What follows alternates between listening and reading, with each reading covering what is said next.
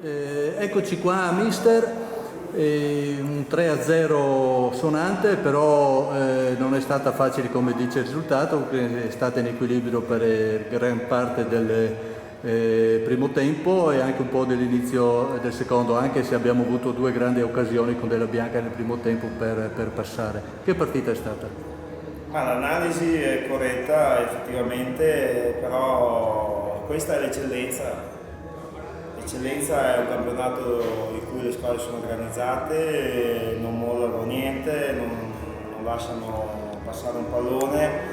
E la Liventina è una squadra, un'ottima squadra della categoria, e quindi non ci ha diciamo, messo in difficoltà, però ha tenuto molto bene il campo,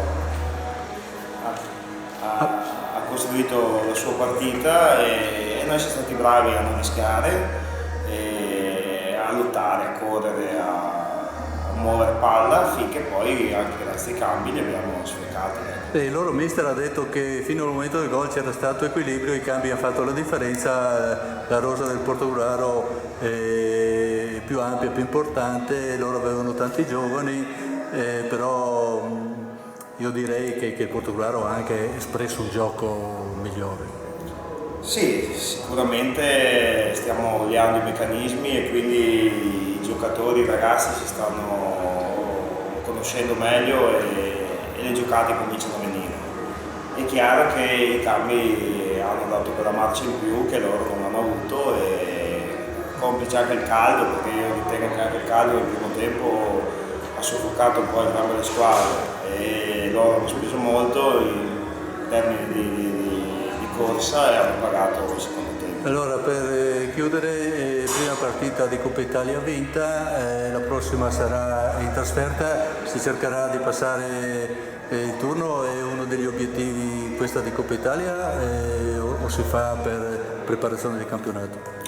No, la Coppa va giocata per arrivare il più in là possibile, è una strada percorribile, sappiamo che ci sono squadre che attraverso questa strada ha raggiunto un obiettivo importante e quindi bisogna giocare come fosse il campionato per vincere.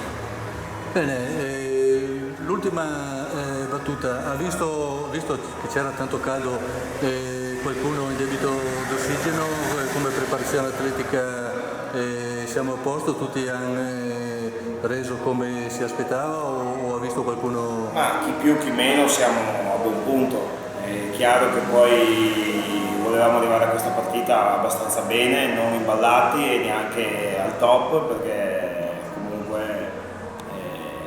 quando si fa la preparazione bisogna lavorare, però a stregua del fatto che la Coppa per noi è importante, volevamo arrivare abbastanza brillanti. Non siamo al top in qualche singolo e ci lavoreremo e quindi speriamo di alzare la condizione di tutti quanti. Allora chiudo io con una battuta, prima uscita 3-0, tutti promossi, mister compreso.